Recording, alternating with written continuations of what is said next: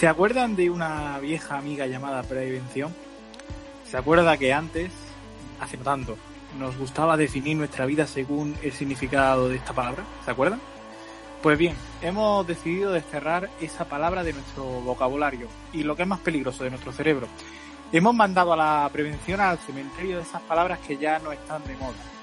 Nos habíamos prometido aprender. De esta salimos más fuertes, exclamábamos, creyéndonos más inteligentes de lo que somos. Ni hemos salido más fuertes, ni de momento hemos salido. Conviene recalcar esto último, no hemos salido. Recuérdenlo, grábenselo en su mente. Conviene recordarlo si, como vimos ayer, creemos que nos hemos olvidado del problema. La manifestación contra el racismo aquí en España, que dejó una imagen para el horror, la de la total ausencia de distancia física. No era el día para dejarse retratar en tan bochornosa pillada. No se trata de ser unos racistas a los que nos incomoda la idea de poder reclamar derechos. Se trata de ser unos precavidos ante el enemigo invisible que sigue ahí, que no se ha ido. No eran lógicas las cacerolas sonantes de Núñez de Balboa, no lo eran. Tampoco son las pancartas de la lucha contra el racismo siempre necesaria, que demandando seguridad se olvidó de la seguridad. El enemigo invisible sigue ahí. No se ha ido.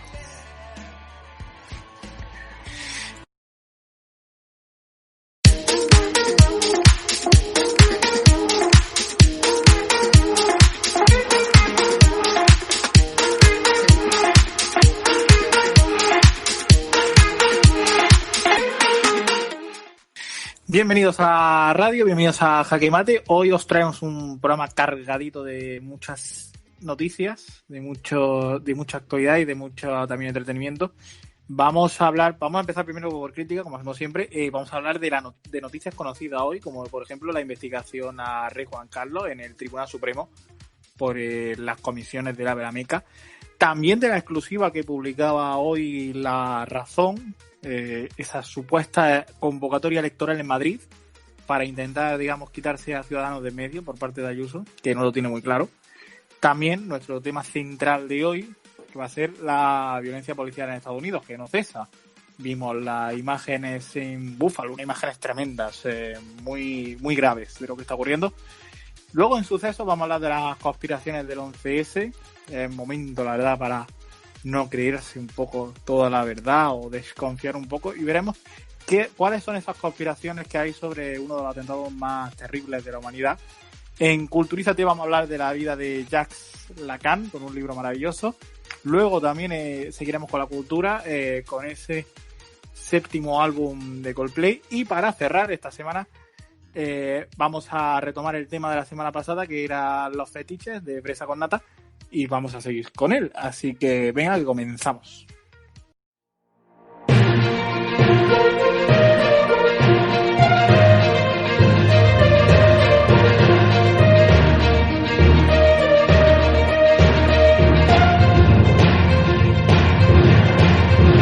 Pues lo habíamos comentado, la noticia hoy del día es la investigación que va a llevar a cabo el Tribunal Supremo, por orden de la Fiscalía de Dolores Delgado, a las comisiones que recibió Juan Carlos I por el AVE a la Meca. Fueron noticias que aparecieron al principio del confinamiento, lo comentamos aquí en nuestro programa, el supuesto cobro de esa comisión para ser intermediario en la adjudicación del AVE a la Meca.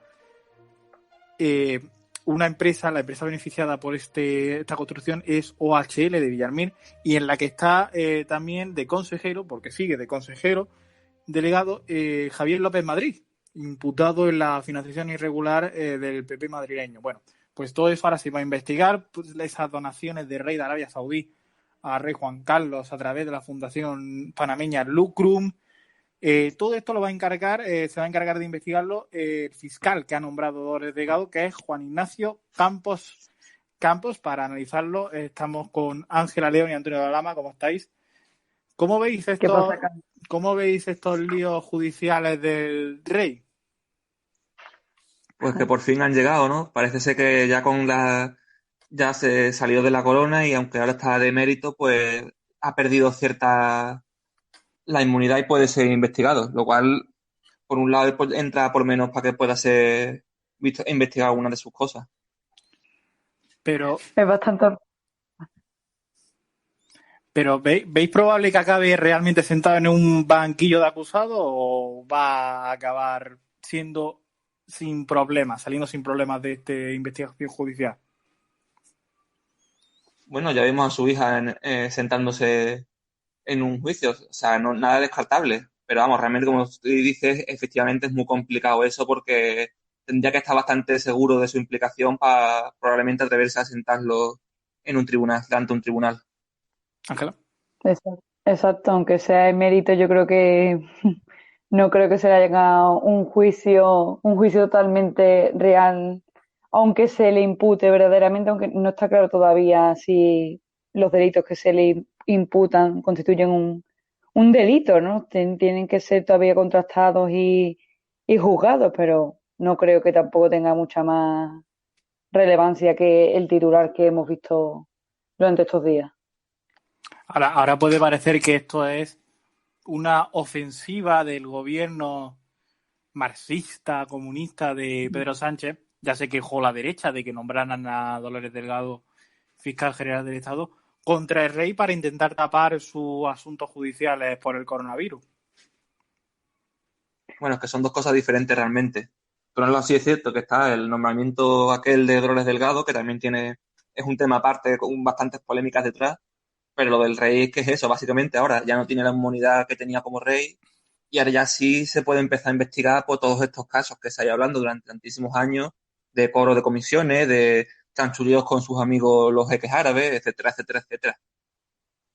Yo creo que es positivo también para el país que se abra un poco, que se investigue para limpiar un poco la imagen en el caso de que haya cometido los delitos que estamos hablando, ese cobro de comisiones ilegales. Porque lo que no es normal es que se asuma eso como algo normal, como dijo él en su defensa, que eso era normal, el, el cobro de comisiones. ¿Y hasta qué punto el rey debe ser inviolable? Bueno, eso no debería de serlo en ningún sentido porque es una persona de carne y hueso. Otra cosa es el cargo que ostente y precisamente sería positivo el hecho que fuera juzgado para dar ejemplo a esa ciudadanía de la cual en este caso es rey o era rey. Sería como una manera Claro, de educar, de dar ejemplo, ¿no? es que también la inviolabilidad tiene como unas funciones muy concretas que yo creo que hemos desvirtuado bastante. La base de eso es básicamente decir, pues un político, otra gente que está en política de primer nivel, para evitar que se le persiga, que haya acusaciones, que un partido contrario lo intente boicotear a base de juicios legales, etcétera, etcétera, darle una cierta protección para que ya nada más que pueda ir a juicios gordos y tal, pero está previsto en lo que es el ejercicio de su trabajo como político. No todo en su vida ni en todos los ámbitos que haga. La corrupción no está dentro de lo que sería el ámbito político. El hacer tratos así o juntarse con cierta gente o aceptar pagos de no sé quién, eso ya está fuera, incluso aunque siguiera siendo rey, no debería ser inviolable en ese tipo de casos.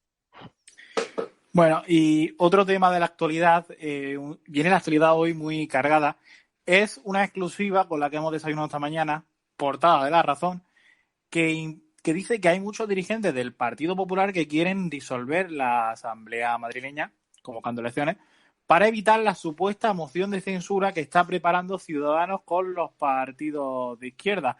Dan por hecho que seguir con el gobierno de coalición PP-Ciudadanos tras los apoyos de Ciudadanos a la prórroga del estado de alarma es imposible.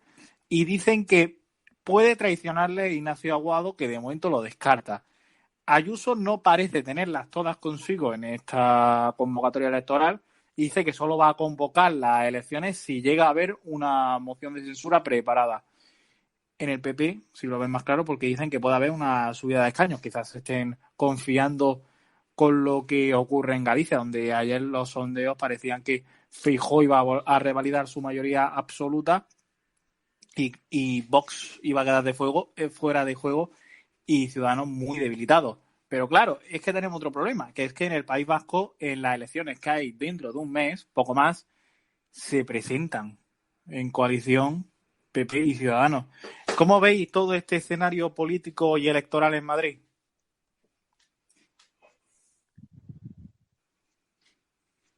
Pues hombre, la verdad es que es todo un poco extraño porque es cierto que, por ejemplo, desde decías, ¿no? La moción de censura de Ciudadanos con la izquierda, tampoco hemos visto mucho movimiento ni de Podemos, ni de Más Madrid, ni del PSOE diciendo nada, ni acercándose a nada más allá de una supuesta negociación. Entonces parece como que no sé si el PP está intentando adelantarse y ya preparar el terreno por si acaso, o vamos, la verdad es que es una jugada muy, muy peligrosa y muy porque pues perfectamente puede pasar que efectivamente no consigan sumar solamente con Vox y acaben provocando que Ciudadanos acabe pactando con el PSOE y con Más Madrid, por ejemplo. Yo creo que esa es una jugada muy arriesgada y que salvo que vean que sí, que está, como decía, ¿no? Que esté ya medio hecho ya el pacto para la moción, no tendría sentido hacerlo ahora mismo. Porque ahora mismo una campaña con la situación tal y como está, porque en Galicia, vale, todavía o País Vasco, que son sitios muy, muy estables electoralmente, no están demasiado, sobre todo Galicia, muy afectados por el coronavirus, pero Madrid, que tiene, que es más veleta, digamos, en cuanto a quién gobierna, tal y como está pegando el coronavirus, con la gente enfadada, es muy complicado jugársela a eso.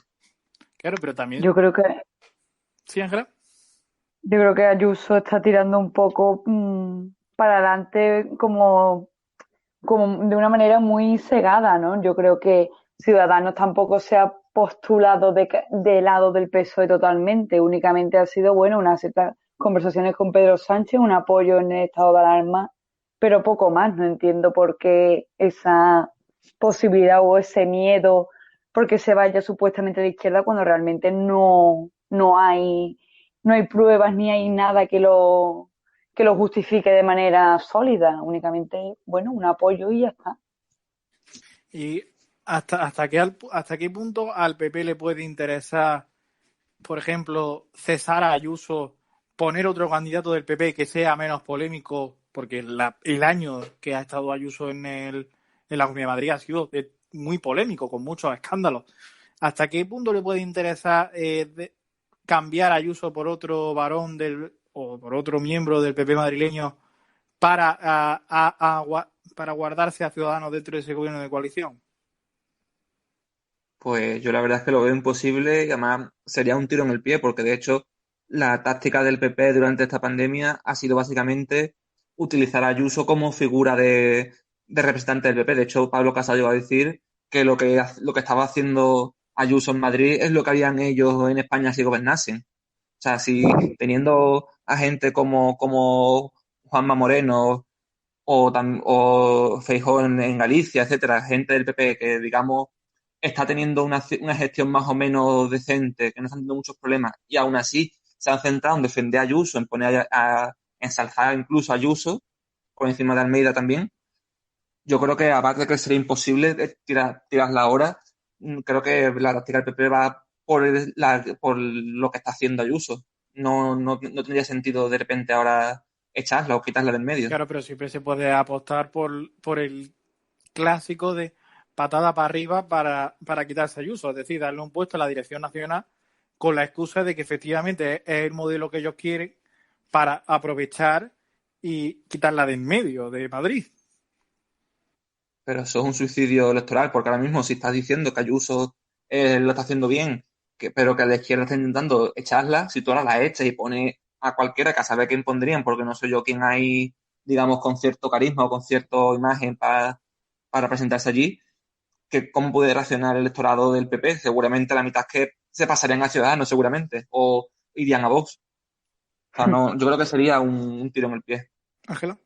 A lo mejor por este momento crítico que estamos viviendo no sería lo más adecuado quitar a Ayuso como presidenta, ¿no? Pero yo creo que sería lo más oportuno porque no ha habido ningún rasgo para nosotros, para el ciudadano medio o, digamos, para un sector de la población en la cual su gestión haya tenido un mínimo de coherencia. De hecho, si tiramos de hemeroteca, probablemente salgan más titulares negativos o medidas negativas o discursos peyorativos que propuestas que tengan sentido. Por lo tanto, yo creo que después de esto el PP debería de replantearse mantener a Ayuso. Por ejemplo, se puede apostar por Almeida, que siendo que de una línea también dura en el PP, porque Almeida llegó con la idea de desmantelar todo lo que había puesto Carmena, Madrid Central fuera. Es una persona que durante esta pandemia ha tenido un mejor prestigio y también unas mejores relaciones con Villacís, que es de Ciudadanos, que Ayuso con Aguado. Sí, cierto. Pero es que, de nuevo, es que tampoco Ayuso no tiene que agradar ni tiene que convencer a gente, a todo el mundo en general, sino que su objetivo es el votante potencial del PP, el votante del PP Vox, está en ese ámbito. Y en ese sentido, yo creo que, vamos, de hecho, por ejemplo, viendo el caso de cómo esta parte, digamos, de la derecha mediática, la ponen como un ejemplo, se ha convertido en un referente, incluso quien la ha puesto de, entre comillas, heroína durante la pandemia por su gestión, yo creo que se vería incluso como una traición a esos votantes, después, claro, meses y meses dando la matraca, ensalzándola, no puedes ahora de repente decir que lo ha hecho muy mal y das la patada, te cargas totalmente el proyecto. O sea, sería yo Sí, creo que un suicidio, pues, aunque metas, como dice alguien como Almeida, que sí tiene un cierto crédito social en que la gente sí lo aceptaría, pero yo creo que el simple hecho de repente ahora quitársela en medio, tal como acabe la crisis, o incluso ahora, sería de peor incluso para ellos. Ángela. pues yo creo que el tema de Ayuso es un poco fuerte porque hoy he leído preparando el programa y tal que ella está plenamente convencida del proyecto que está ejecutando, que no se plantea en ningún momento ni por cuestiones de la residencia, por la gestión de Madrid, por X razones, por múltiples escándalos, por así decirlo, que ha tenido.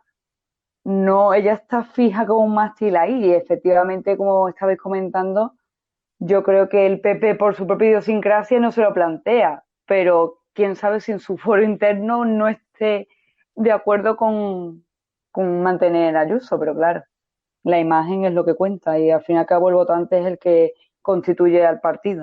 Claro, pero al PP de Madrid le pasa que si ahora le falla la pieza a Ayuso, en el sentido de que pierde el gobierno, porque efectivamente Ciudadanos se va con la izquierda, cosa que de verdad parece poco probable ahora mismo, pero si al PP le falla Ayuso, no puede volver atrás, no puede recuperar una figura del pasado porque Esperanza Aguirre está investigada, Ignacio González está con problemas de corrupción, Cristina Cifuentes está con problemas del máster.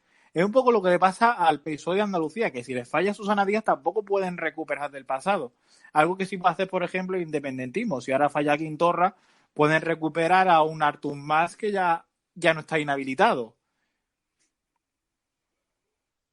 Bueno, pero también dónde estaba Ayuso o Almeida antes, o sea, también pueden sacar gente de repente de la chistera. Ayuso fue totalmente una candidata sacada en último, de digamos que nadie la conocía más allá de aquella historia de lo del Twitter del perro de Esperanza Aguirre, o sea, también no es tan difícil de repente sacar a gente joven que no tenga mucho, que no haya sido antes ya nada, o sea, en ese sentido tampoco sería un problema muy grande, porque ya lo han hecho precisamente para estas últimas elecciones. Pues yo soy. Ángela, y cerramos. En términos, en términos generales, yo teniendo en cuenta el PP en términos de Casado y en términos de Ayuso, no sé qué clase de planteamiento o de clase de política lleva el PP, porque realmente se está sumando a esa política del circo, a esa derecha degenerada y está viendo cómo Ciudadanos está un poco como entre Pinto y Valdemoro en el caso de Arrimada. Por lo tanto, yo creo que es un poco esa disonancia, ¿no? Que antes, por lo menos para mí, me parecían PP y Ciudadanos un poco más parejos, pero es que ahora se está viendo como a lo mejor está Ciudadanos reflexionando y el PP alejándose hacia el polo opuesto. Pues Porque los candidatos, si Ayuso viene de la nada y Casado no está nada más que sumándose a Vox, como estamos viendo, no sé exactamente cuál es el objetivo de su proyecto, pero bueno, si están convencidos, adelante. Pues precisamente, hablando de que se va de girar a la derecha o no, vamos a hablar de nuestro siguiente protagonista del día, que es un protagonista casi por sorpresa. Ya hicimos un programa dedicado a él, pero ahora vuelve a nuestra vida. Javier Negre, que ha sido despedido del mundo. Están los que dicen, sus más férreos seguidores, que ha sido por motivos editoriales. No, de momento parece que no. La información que publicaba Vox Populi hace un par de horas nada más era que lo han decidido despedir por competencia desleal, porque no tiene mucho sentido que tú seas el director audiovisual de un periódico y le montes lo que al fin y al cabo es la competencia, que es su canal de YouTube Estado de Alarma. Esto no ha gustado en el periódico, que ha decidido despedirlo, y además por motivos disciplinarios, por lo que tampoco va a poder cobrar una indemnización. Además, Negre ya tuvo una primera gran polémica en el mundo con el caso de la condena falsa de la que ya hablábamos. ¿Cómo veis este despido de Negre, Ángela y Antonio? Pues se veía venir un poco porque realmente le estaba empezando, como tú estabas insinuando, dar más dolores de cabeza que darle un beneficio al mundo, ¿no? Y a la unidad editorial. O sea, realmente era algo que yo creo que se iba a acabar ocurriendo, sobre todo viendo el crecimiento que ha tenido en YouTube con su programa. Y bueno, pues no sé, ahora seguramente pues vendrá pues una campaña de intentar venderlo como un intento de censura, como, digamos, aquello también pasó en su día con Pedro J, de que se decía que era Rajoy el que lo había echado. Ahora no sabemos si dirá Negre que ha sido Pablo Iglesias o Pedro Sánchez quien lo quería fuera. Sí, pero yo creo que es lo mejor que le ha podido pasar al mundo, porque creo que no a ningún periódico le conviene tener a un periodista, entre comillas, como este sujeto. Más que nada porque, bueno, como bien apuntabais, el recorrido es más polémico que periodístico estrictamente hablando. Por lo tanto, no me sorprende, porque tarde o temprano, si un medio quiere seguir una línea recta, se tiene que quitar de en medio a estos personajes que no aportan nada más que crispación. Y efectivamente, como bien decía Antonio, probablemente esto se tome como un atentado hacia los opositores al gobierno. Seguramente Cristina Seguí y toda la trupe pues se encargan de despacharse a gusto con este tipo de discursos que no tienen nada que ver con la realidad. Periodista digital, el diario de Alfonso Rojo ya ha sacado una supuesta en exclusiva en la que básicamente es la información de Vox Populi, diciendo, bueno, que Negre ha sido despedido por motivos de competencia, a transformarlo en Negre ha sido despedido por criticar al gobierno. O sea, ya está bien, ya está recibiendo apoyo, pero ¿qué futuro en los medios, digamos, tradicionales le veis a Negre? ¿Creéis que va a poder fichar por otro periódico o va a ir a otra televisión? Depende de la condición que tenga ese medio, la verdad. No sé, depende de la función que quiera asignarle, depende del objetivo. No creo que encaje en un proyecto coherente que no sea el que está manteniendo ahora mismo, creo yo. Antonio. Hombre, ahora mismo está bastante cómodo aparentemente en Telecinco, participando en el programa de Rosa y apareciendo también en algunos programas, ¿no? Como cuando aparecía de repente en Sálvame. Pero yo creo que probablemente se sienta más cómodo pues allí en su programa de YouTube, o digamos por estos medios de la frontera con OK Diario, Periodista Digital y todos estos. O sea, yo creo que quizás allí sea donde encuentre más su sitio ahora, fuera del foco central mediático de los A grandes mí, a medios. mí me pasa que yo creo que Negre tiene dos vías de futuro. Una es acabar en política, principalmente Vox, o una ala muy dura del PP, pero principalmente Vox. U otra vía es los programas del corazón, en el que parece que no está incómodo. En ese formato de programa del corazón, en el que, bueno, la verdad también te digo que la verdad no importa mucho. No sé si lo veis metido en política. Hombre, como político no lo veo yo mucho, la verdad. O sea, lo veo como lo que es básicamente ahora. O sea, periodista con su medio metiéndose, hablando totalmente de política, pero no sé. O sea, como mucho quizá de asesor o de llevando, digamos, la comunicación de portavocía o algo así, pero no. La verdad es que así en principio no lo veo yo Bueno, en pero política. Lo veo más a la sombra en Pero segundo Germán plano. Terz, por ejemplo, acabó de eurodiputado de Vox, y Germán Terz en su día fue Sí, un caso similar a Negre, pero desde una televisión pública. sí, casos así había un montón, y también Marguenda en su día trabajaba con Rajoy cuando el gobierno de Aznar, pero que si yo a Negro no lo termino de ver queriendo entrar allí, teniendo ya su sitio, si se lo consigo crear sólido, digamos, en segundo plano como periodista y bueno, haciendo poco menos que propaganda como hace de vez en cuando.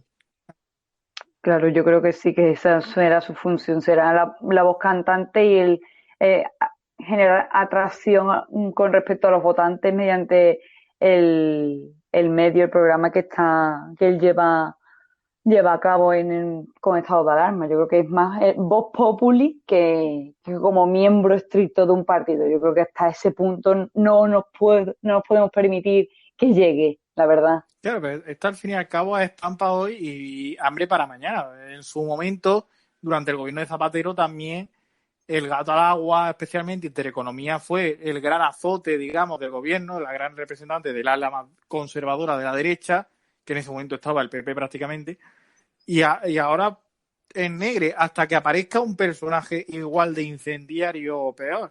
Es decir, no sé, yo le veo un futuro igual no tan halagüeño como, como él cree por su propia cuenta. Hombre, es cierto que ahora está, digamos, en un modo cortoplacista, pero vamos, ahora mismo tiene su base con su programa de YouTube, con su Patreon en el que recibe donaciones y suscripciones de la gente que ve el programa. O sea, también está en una posición bastante buena, creo yo, aparentemente. La cuestión sí, una vez que acabe esto y, digamos, no haya tanta necesidad de gente incendiando, ¿qué puede pasar con él? Pues o se acabará reciclando a volver a lo que estaba haciendo antes, o seguirá haciendo, o se convertirá en una especie de, bueno, tanto como decía él de la Fox, que lo tiene como un ejemplo de pluralidad política y de cómo hacer un medio de comunicación, a lo mejor intenta tirar por allí, intenta convertirse en una especie de magnate de televisión presentando programas de ese estilo. Claro, ahora que sacas lo de la Fox, yo en el caso de Negre me quedo un poco tranquilo porque yo pienso, digo, en Estados Unidos este hombre sería la estrella de la televisión con audiencias millonarias todas las noches. Sería un poco lo que fue en su momento en Estados Unidos Bill O'Reilly, lo que ahora es Tucker Carlson. Serían como grandes estrellas de la televisión y al fin y al cabo en España parece más un personaje cómico que un presentador de televisión de un canal de noticias muy relevante.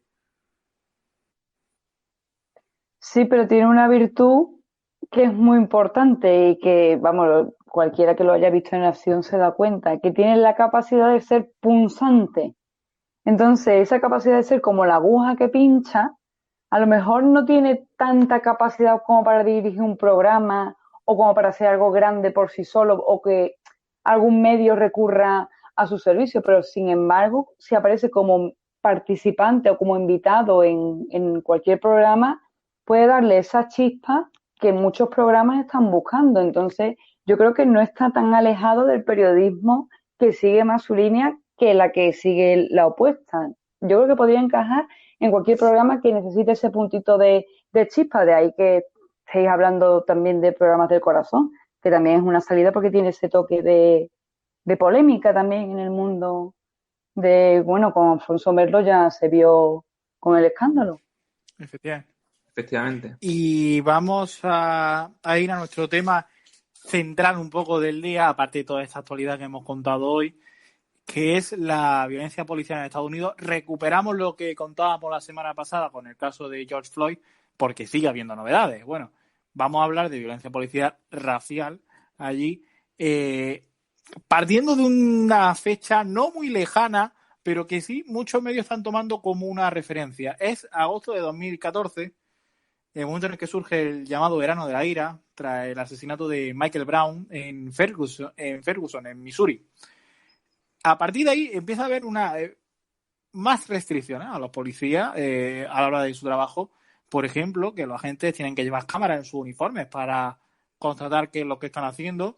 Y también, digamos que se decidió compensar la balanza, es decir, se incorporó más agentes negros y latinos, una medida que parece que no ha servido para nada, por cierto, porque entre 2013 y 2019, que es el último año del que tenemos cifras, han muerto a manos de la policía por temas violentos de 1.071 a 1.142 personas. Siempre estaba en esa horquilla.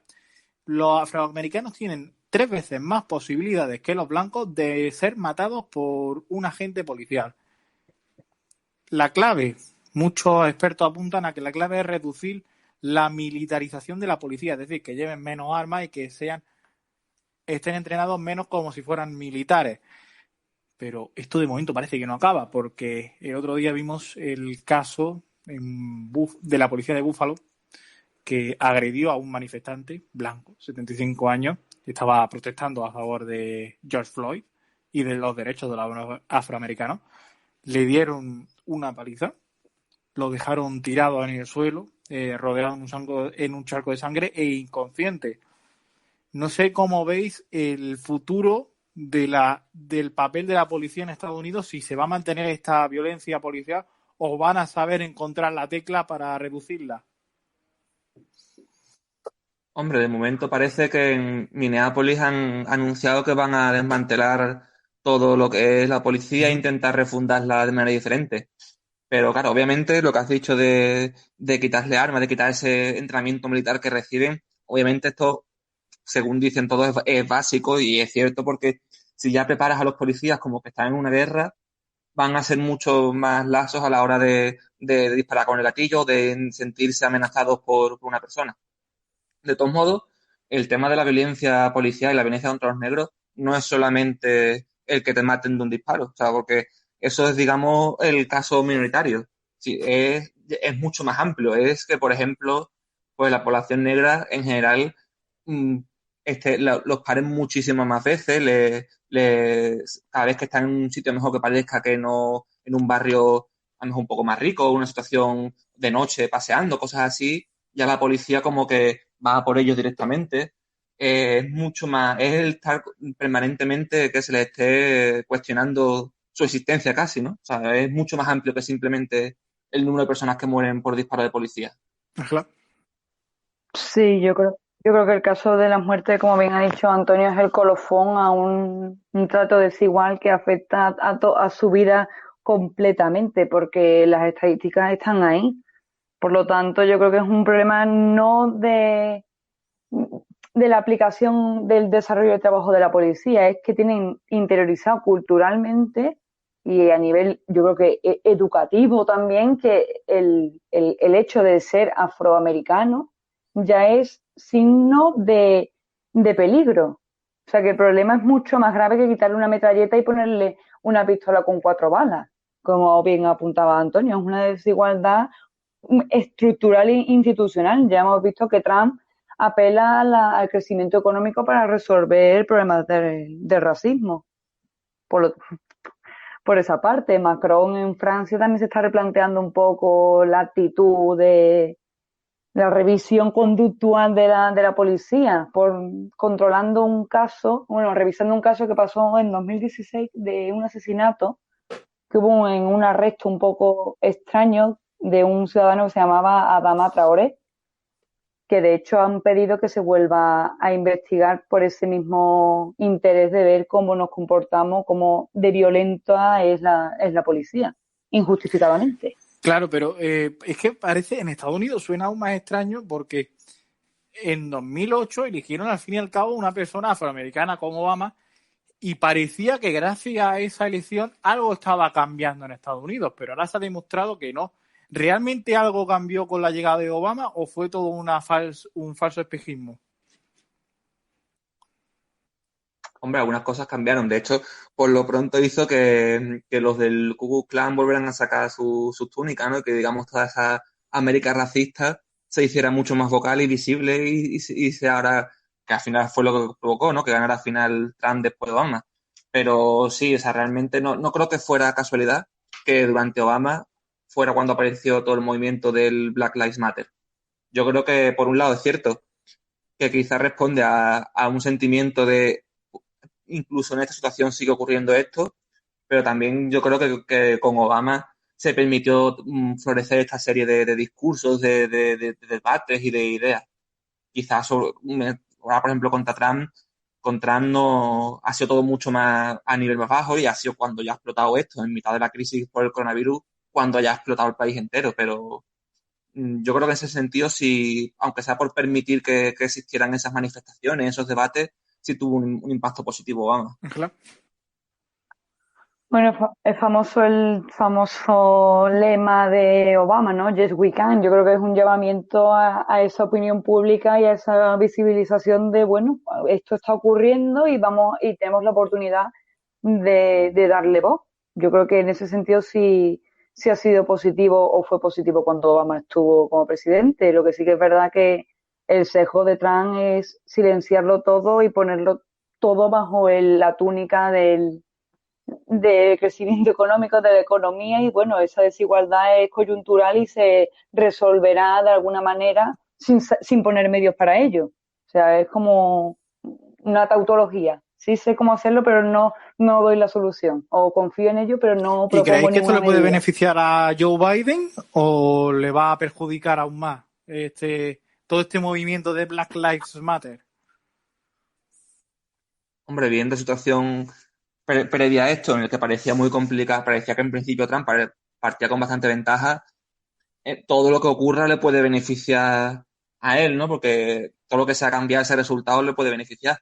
Aún así, lo que yo creo que en principio va a ocurrir va a ser una subida de la participación y un aumento de la polarización del debate. O sea, la gente ya no va a ser, mejor mucha gente va a votar por Biden, es verdad, aunque sea por evitar que esto siga así o por Trump. Quizás sí posiblemente consiga Biden más votos por esto que Trump, pero yo creo que lo que va a subir va a ser la participación de las elecciones.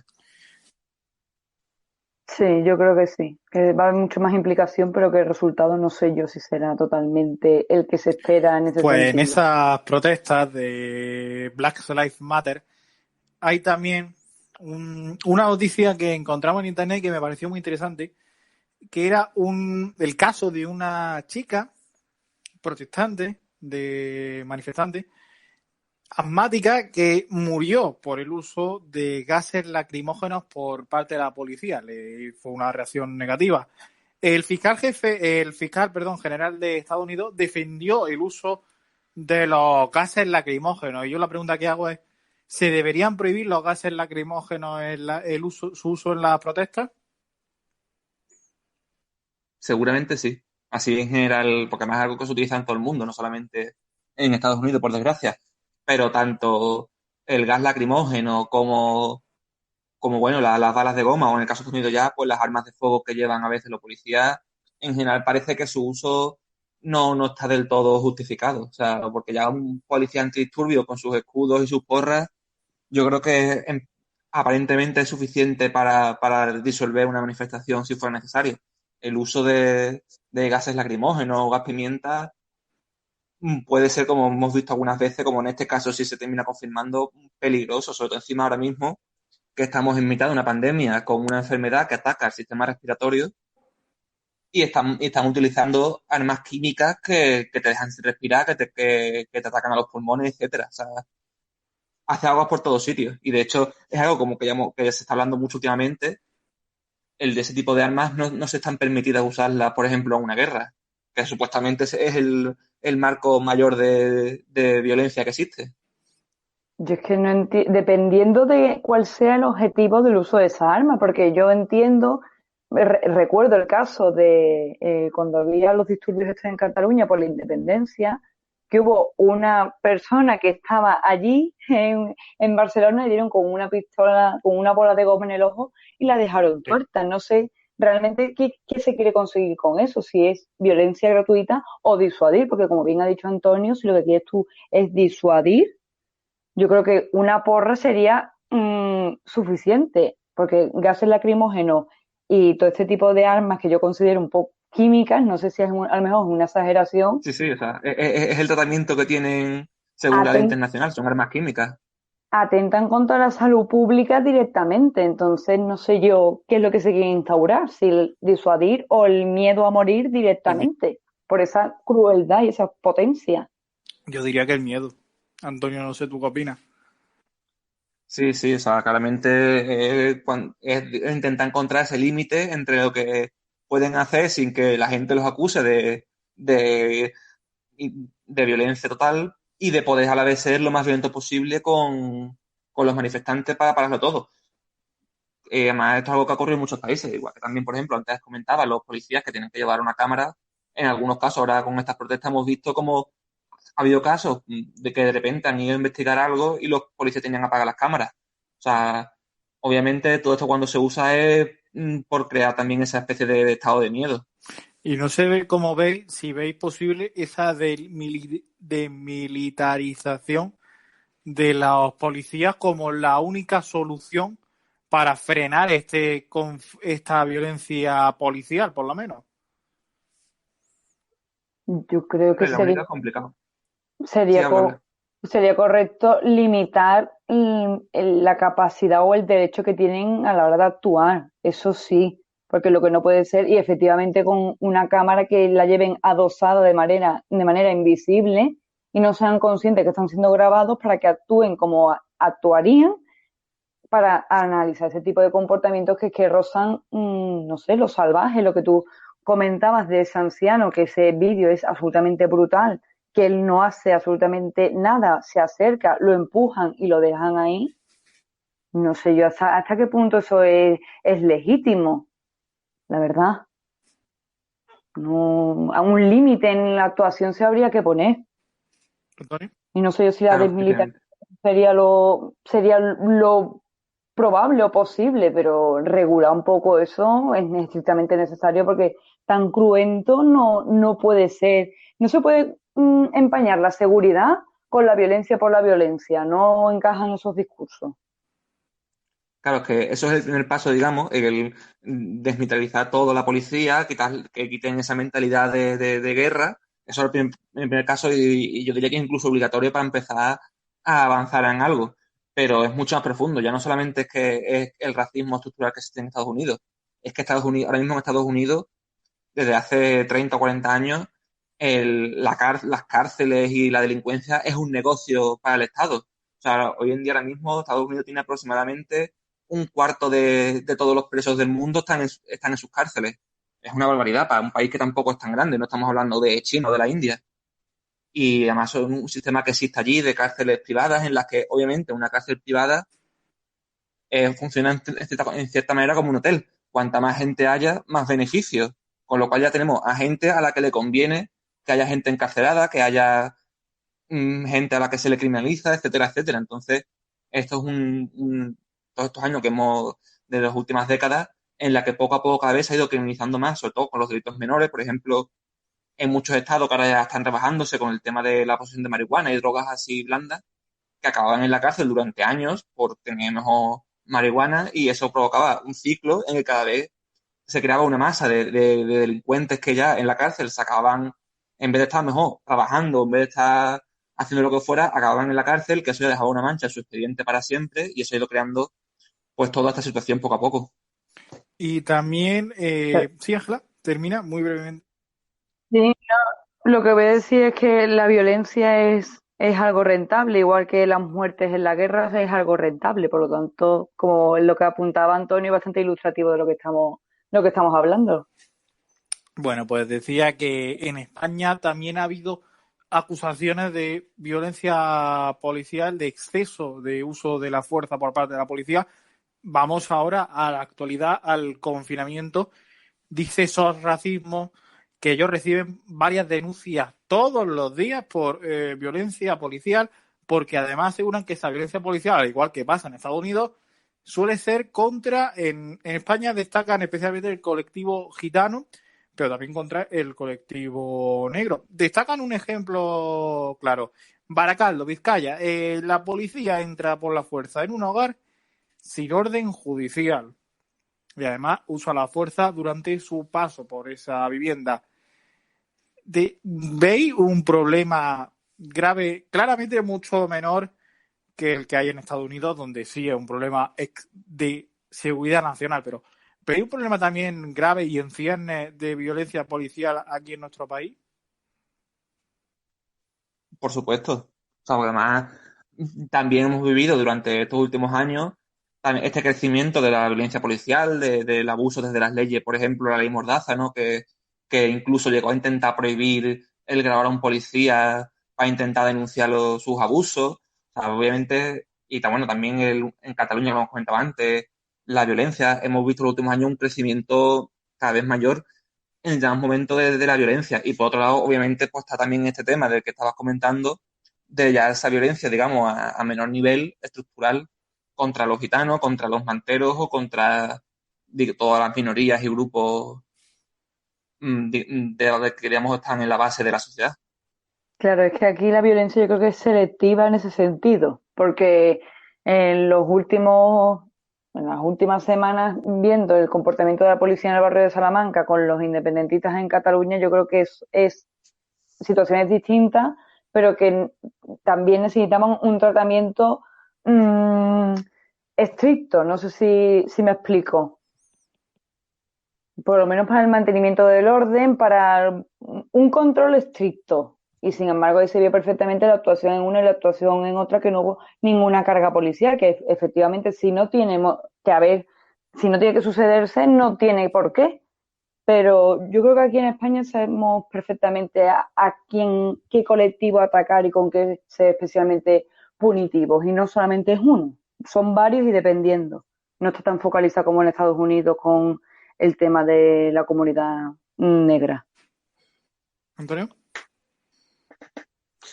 Sí, pues exactamente. Aquí es un caso diferente, no tiene esas implicaciones, no existen, pues lo que comentaba antes, de esta especie de negocio en torno a la policía, a las cárceles, etcétera, con lo cual tiene otras características, pero también se nota mucho la diferencia, pues como decía Ángela, de cuando tienen que actuar en Cataluña y cuando tienen que actuar en el barrio de Salamanca.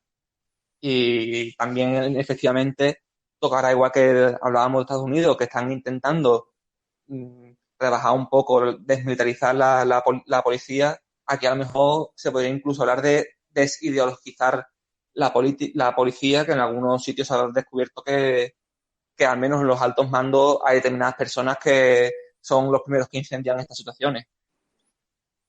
Efectivamente. Pues Antonio y Ángela, seguiremos tratando este tema en profundidad en las próximas semanas, porque va a ser el de Estados Unidos, lo decíamos la semana pasada, va a ser un tema que va a estar en la primera plana informativa durante mucho tiempo, porque son claramente unas protestas que van a suponer quizá un antes y un después en la manera que tenemos de ver la situación en Estados Unidos. Así que Ángela y Antonio, hasta la semana que viene. Hasta la Muchas semana que gracias. viene, Adiós. Carlos. Luego.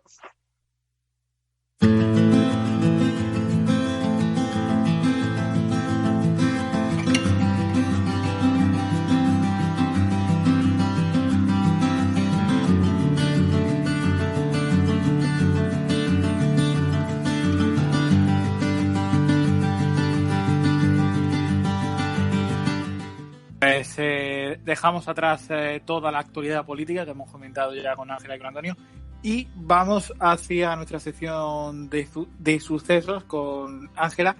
Hoy vamos a hablar de teorías conspirativas y también de Estados Unidos. Hola, Ángela. Hola, Carlos, ¿qué tal? Bien. Yo estoy aquí un poco afónica. El fin de semana paso factura. ¿Qué está, Se nota ya que ya se puede salir. Se nota ya. Así que bueno. Bueno, ¿y de qué nos va a hablar hoy?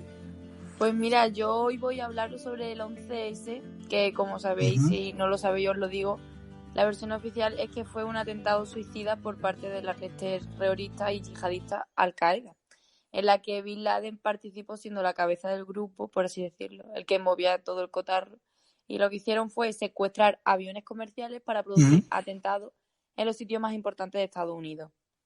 El más conocido fue los 2 aviones que impactaron contra las Torres Gemelas. Esto ocurrió el 11 de septiembre del 2001 por la mañana, pues de ahí el nombre, y provocó la muerte de hasta 3.016 personas, si no me equivoco, incluidos los mismos terroristas que iban en los aviones, y más de 6.000 heridos. Y a ver, se registró supuestamente la destrucción de todo el complejo de edificios del World Trade Center, más las Torres Gemelas de Nueva York, como ya he dicho, que fue lo más impresionante y lo que más daños causó. El vuelo 11 de American Airlines y el vuelo 175 de United Airlines fueron los 2 primeros en ser secuestrados y ambos estrellados contra las Torres Gemelas del World Trade Center en los últimos pisos. El primero contra la Torre Norte y el segundo contra la Torre Sur. El tercer avión secuestrado pertenecía al vuelo 77 de American Airlines y fue el que impactó contra la fachada del Pentágono en Virginia. Y el cuarto avión, perteneciente al vuelo 93 de United Airlines, tenía como objetivo principal el Capitolio de Estados Unidos, pero al final acabó en campo abierto en Pensilvania.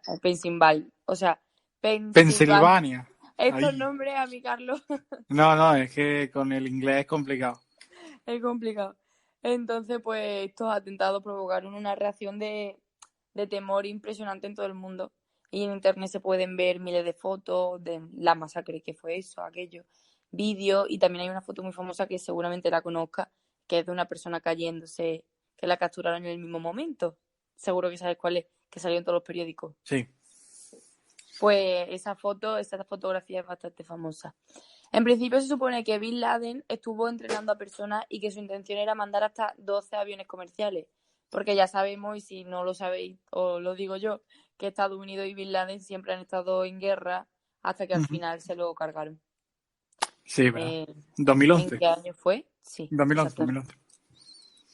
Bueno, pues como ya sabemos, en este programa no nos gusta mentir y yo voy a contar las teorías que se especulan sobre esto porque he estado indagando un montón. La verdad es que por YouTube, por un montón de páginas y por Instagram también me he encontrado con alguna página, creo que se llama la cuenta de Flow Z, que la recomiendo porque a la gente que le gusten los sucesos como a mí os vaya a quedar flipados.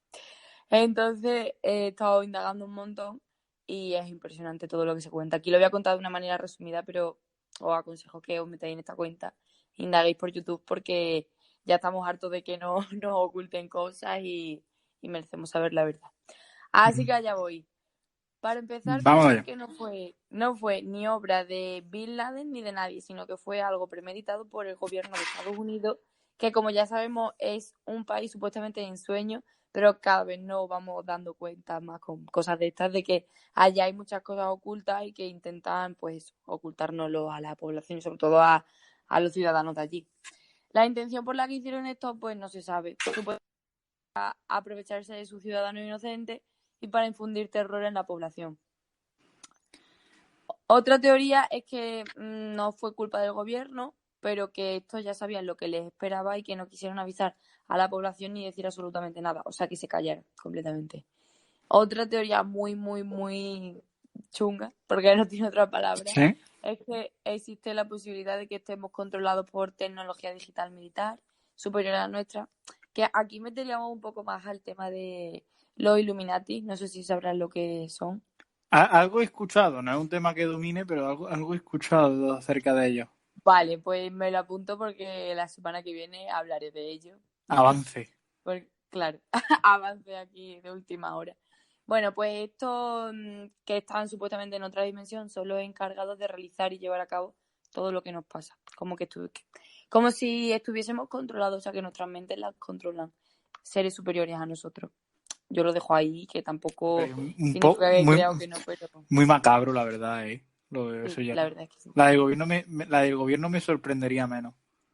Ya, pero es que, a ver, pasa una cosa, y es que si os ponéis el vídeo de cómo fue el impacto de los dos aviones contra las Torres Gemelas, te vas a dar cuenta de que parece un montaje, te lo juro, Carlos, cuando termine el programa hoy, velo, porque Sí. parece un montaje, y es que en verdad la transición que se ve parece como si no hubiese aviones, que solo se ven, en ese momento solo se veían las explosiones, que fue lo que produjo la muerte de tantas personas, porque eso obviamente no es una mentira, eso es una realidad, pasó así, pero que no fue con aviones, sino con explosiones. Porque es que también me baso en que las Torres Gemelas fueron creadas para aguantar ataques aéreos, lo cual no tendría mucho sentido que se derrumbase todo prácticamente, poco a poco, obviamente, por ese impacto, además de que no eran aviones extremadamente grandes, ¿sabes?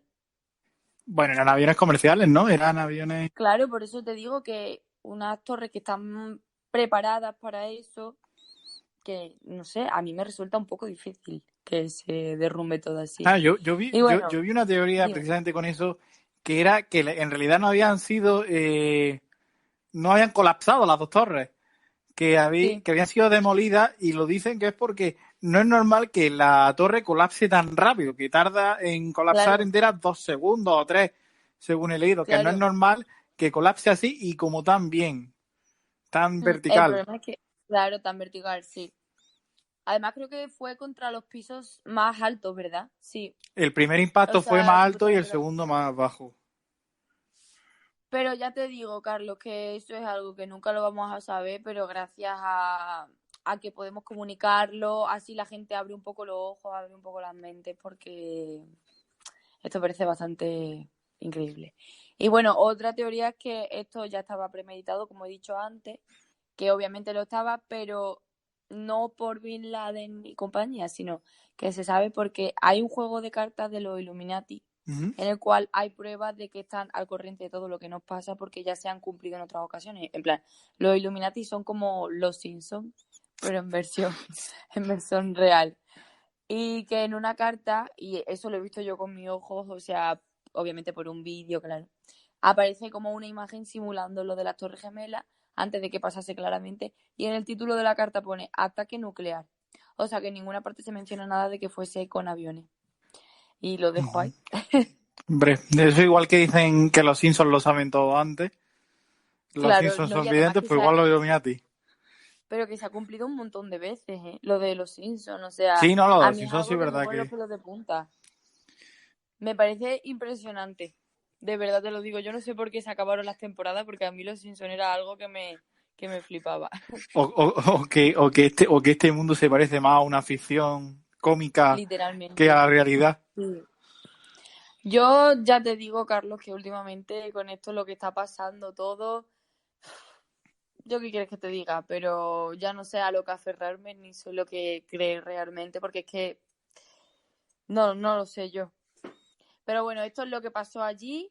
Supuestamente ya te digo que fue un atentado, la versión oficial es esa y se sabe que fue así y tal. Y que, bueno, a Estados Unidos le costó, la verdad, recuperarse. Sí. Pero yo, la verdad, la teoría que descartaría sería la de que fuese obra del gobierno.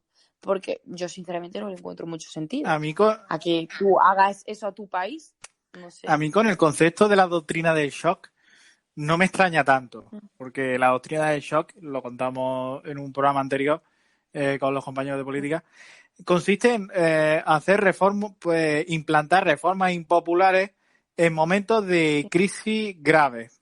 11S, guerra, desastres naturales como los terremotos. Entonces, por ese camino no me extrañaría tanto que fuera obra del gobierno, siendo que no está confirmado. Pues vamos, si es obra del gobierno, en fin. Y bueno, eso ha sido todo. Yo la semana que viene, como ya he dicho, hablaré de los Illuminati, que también hay un montón de teorías, eso es impresionante, eso es meterme en un mundo súper complejo. Nuestros Pero queridos bueno, amigos.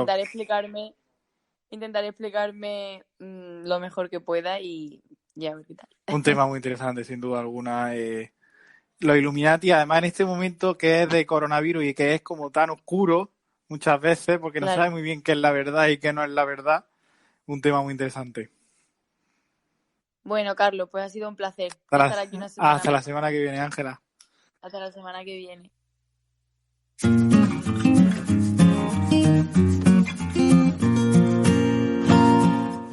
Bueno, pues después de ese libro maravilloso de Daniel Goleman la semana pasada, esta semana también nos trae nuestro colaborador Carlos Javier Puerto un libro muy interesante, ¿verdad, Carlos? Pues sí, la verdad es que sí. Seguimos un poco en la línea de la psicología y el análisis de la persona, y en este caso vamos a hablar de Jacques Lacan. Perfecto, Así que cuando tú me digas. Pues para adelante. Bien, pues empezamos con nuestra frase de famoso, que en este caso va a ser Charles Chaplin, y dice lo siguiente: aprende como si fueras a vivir toda la vida y vive como si fueras a morir mañana. ¿Vale? Analizando un poco el disfruta el momento, pero sobre todo dándolo todo. Un poco la idea del Carpe Diem, ¿no? Sí, Muy la bien. verdad que sí. Bien, Y nada, nos viene bien para el verano, ¿eh? desde luego que sí. Y sobre todo para este momento de cuarentena que tenemos, ¿no? Que cada momento puede contar para disfrutar, para aprender Sí, y llenarnos, ¿no? Y bueno, este programa también va un poco de eso. la verdad es que sí. Ujú. Pues nada, vamos a meternos ya en ese Venga, libro maravilloso de Jacques Lacan. perfecto. Bueno, pues empezamos por el nombre, Jacques-Marie-Émile Lacan, ¿vale? Empezamos para un poco global, para aquellos que no lo conozcan. En este caso es una novela de estilo autobiográfico, donde se cuenta ya toda la vida de esta persona, y dice que Jacques-Marie Émile Lacan, pues sabemos que nace en París el 13 de abril, una familia, en contraposición de nuestro anterior autor, es una familia de tradición católica sólida, educado en el College Stanislas, una escuela de corte jesuita, y pues tiene una hermana y un hermano menor que más tarde pues se van a convertir en benedictinos de la abadía, ¿vale? De Hotcombe. O sea que digamos que es muy profunda la tradición que tiene con la religión, en este caso católica. ¿Qué pasa? Que el nombre de su hermano aparece antes de lo de sus padres en su dedicación a la tesis. Eso va a ser un punto que quiero poner para lo que va a venir luego. Después de su bachillerato, va y estudia medicina y psiquiatría, ¿vale? Psiquiatría de tipo avanzado. Sus inicios comienzan con formación clínica en el Hospital de St. Anne y en la segunda sección de las mujeres y en la clínica también de enfermedades mentales y de tipo pues encefálico, ¿no?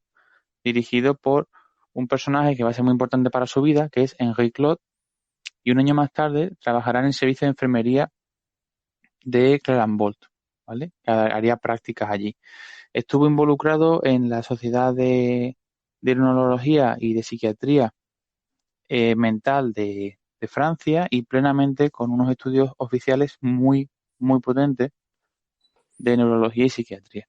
No paró, ¿vale? O sea, estuvo siempre doctorándose en medicina también antes de dedicarse a psiquiatría y al psicoanálisis, o sea, un verdadero coco, La ¿verdad? verdad que sí, sí, sí. Y yo la verdad es que lo envidio un poco, ¿eh? Y fue pues eso, durante esta década cuando Lacan comienza a estudiar pues todo el tema de la paranoia, la esquizofrenia, siendo también famosa su tesis doctoral de la psicosis paranoica en sus relaciones con la personalidad, cuyas consideraciones al final clínicas pues giran en torno al caso M, que tuvo una gran repercusión social en Francia y se puede buscar también en internet, ¿vale? Para tampoco ampliarme mucho. Y entrando ya en lo que es su trabajo, en el 49, una época que digamos vamos a decir convulsa, porque ya estamos con una guerra ya que ha habido y demás, y un tema también importante, que sabe el contexto de la persona. Se presenta en el Congreso de Psicoanálisis de Zúrich y su trabajo pues es, en este caso, el estadio del espejo, como formador de la función del yo. Es decir, para que nos entendamos, si tú pones un espejo, ¿cómo te ves tú frente a ese espejo y las consideraciones de ese primer pivote de la intervención que luego la dará él en su teoría de psicoanalítica? Pero ¿cómo te analizas tú frente al espejo? ¿Sabes, Carlos? Sí, es verdad, muy, Entonces, muy importante. en el 53, pues claro, empieza el dictado de lo que él llamaría sus seminarios en el Hospital de Saint-Anne, que hemos dicho antes en París, muy, muy importante, o sea, como si fuera la Ruber Internacional aquí en este momento. Ujú. Y entonces, pues empiezan los escritos técnicos relativos a Sigmund Freud y la teoría del yo. Y en ese mismo año, Lacan dicta en la Institución de Psicología de Roma, Italia, una famosa conferencia que se publica con el título de Función y campo de la palabra y lenguaje del psicoanálisis, también conocida como el discurso de Roma, que se supuso, pues eso, un inicio de su enseñanza. Una parte de su obra, para tampoco extenderme mucho, es que fundamentalmente es oral. O sea, está recopilada en escritos, pero sobre todo es oral. Eso da mucho pie a que todo el mundo pueda escucharlo, ¿vale? Porque entendemos que en esa época, ahora ya muchísimo menos, gracias a Dios, pero en esa época había mucha gente que era analfabeta. Entonces, ¿cómo puedes aprender algo si ni siquiera puedes leer? Pues que sea oral es muy importante. Luego se recoge en escrito y se puede estudiar, como a día de hoy yo lo he estado estudiando, pero hay un compendio de sus enseñanzas que cuenta con colaboraciones como, por ejemplo, François Hoal, que entre sus tesis principales pues hacen referencia a la importancia del lenguaje, como hemos dicho, oral, lenguaje, hablar con las personas. Si no te entiendes con las personas, ¿cómo vas a dialogar, ¿no? Entonces, pues adopta esas ideas de estructuralismo lingüístico y, bueno, otro nombre que podemos recalcar aquí es Ferdinand de Saussure, donde se sostiene, pues eso, que el lenguaje, ¿vale? Como aquí sería el español, pues es el fundamento mismo donde se descubre el descubrimiento de Freud del inconsciente, del cómo estás pensando más allá de las teorías que se estudien, esa materialidad de donde saldrá su principal tesis, que es el inconsciente estructurado como un lenguaje. Todo siempre está en torno al lenguaje. Porque si bien es cierto que los estudios apoyan mucho todas las teorías que se puedan mirar, el lenguaje es lo que ayuda a someter un verdadero análisis crítico. Porque al final, cuando tú te estás comportando de una manera u otra, hablando, tienes una comunicación no verbal también. ¿Me entiendes? Ajá, vale. Entonces, Lo vi, ese obstáculo del psicoanálisis no se puede plantear la curación si no hay un sometimiento interno. Entonces, debido a su interés por lo simbólico y el lenguaje, su trabajo ha influido en la lingüística tanto como en la teoría cinematográfica y en la crítica literaria también, que hay muchos autores que se han basado también en sus pensamientos para estructurar personajes. Y ya en el final de su vida, en el 64, Lacan se traslada a la Sorbonne, ¿vale? A Sorbona, en París. Bueno, ese estudio de Francia de después de haber sido expulsado de la Asociación Psicoanalítica Internacional, ¿vale? Que al final todo aquel que saca un poco los pies del tiesto acaba recibiendo, en definitiva. ¿Por qué? Porque siempre ha habido adelantados a su época, en todos los lados. Entonces hay que entender que de la Escuela Freudiana de París se dirija hasta el 1980 pensamientos que van más allá, que ahora sí se pueden entender perfectamente, pero que en ese momento choquen un poco con la mentalidad, pues es lo que hace que esta persona no haya sido tan valorada en ese momento y ahora sí, ¿vale? Entonces, pues al final de su época, en 1980, decide disolver esa escuela freudiana de París porque ve que no se está dando el rendimiento que él quiere, porque lo que se buscaba era el estudio de la persona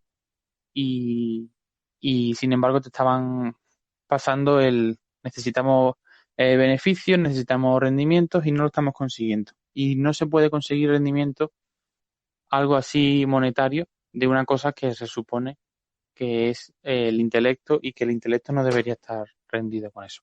Y con eso termino. Pues muy interesante. Yo he encontrado una frase de Lacan que me ha encantado.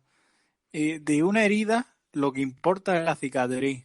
La verdad es que yo estoy muy de acuerdo, porque cuando tienes un problema, lo que importa realmente, cuando el problema ya ha pasado y ya no se puede evitar, es el aprendizaje que sacas de ese problema. No sé tú qué piensas. Hombre, desde luego, eso que cuando tú me lo dices, pues claro, se entiende que has vivido y por eso has tenido esa cicatriz, gracias a haber vivido. Claro. Si no te atreves, si no das el paso a probar, pues, ¿qué vas a hacer si no tienes cicatrices? Pues es que no has vivido.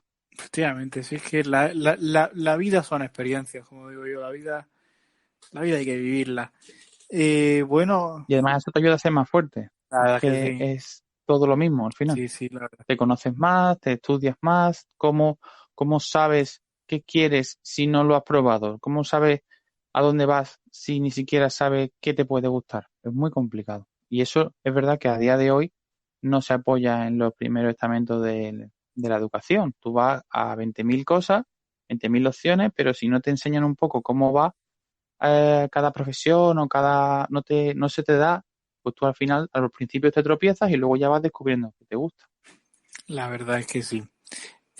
Bueno, Carlos, ¿que nos puedes contar ya el tema de la semana que viene o tú ya lo estás preparando? Pues para la semana que viene voy a plantear en las redes sociales, que ahora luego puedes decir, varios libros y también que vosotros decidáis qué es lo que más gustaría. Ah, perfecto. Sí, pues ¿Vale? Así que sí, recuerda las redes sociales y ya allí vamos a colgar cuáles van a ser las posibles libros. Claro que sí, lo recordamos, @jaquematefm en Twitter y @radio jaquemate en Instagram. A partir de ahí vamos recibiendo su sugerencia, que nosotros estudiaremos y seguramente daremos respuesta muy pronto. Así que, Carlos, quedamos a la espera pues de muy eso. Bien. Muchas gracias. Fantástico, que tengáis todo buen día y un abrazo. Adiós. Hasta luego.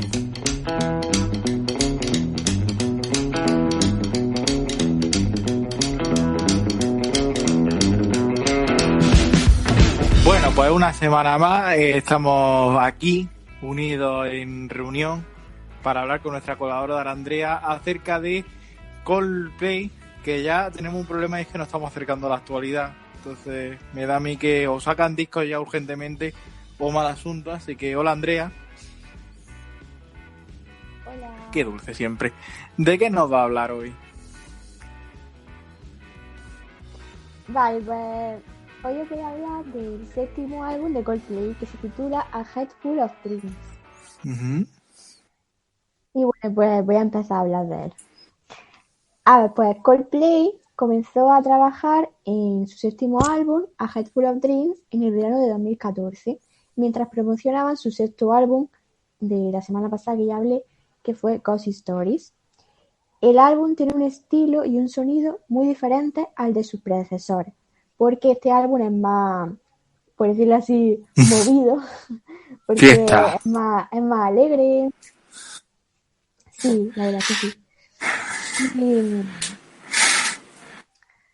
pues sí.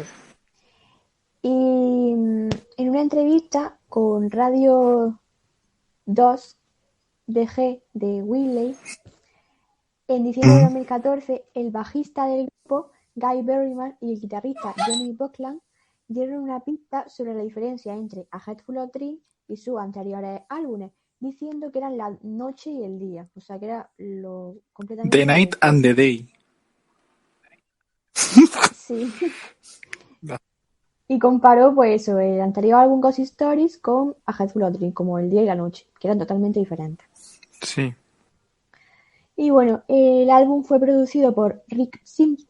Coño, de los Simpsons. Y el dúo... Ya. ¿Es verdad? No, no es verdad. ¿Es de los es verdad. Simpsons ese hombre? Y el dúo noruego... Ah, vale. No, digo que se llama así, es verdad. No que Jo. sea de los Simpsons. Y el dúo noruego Stargate fueron los productores del álbum. Y pues bueno, se clasificó como el 35 mejor álbum del año 2015. Mm. Y fue el álbum que alcanzó el número 2 de ventas en Australia, Canadá, los Países Bajos e Italia.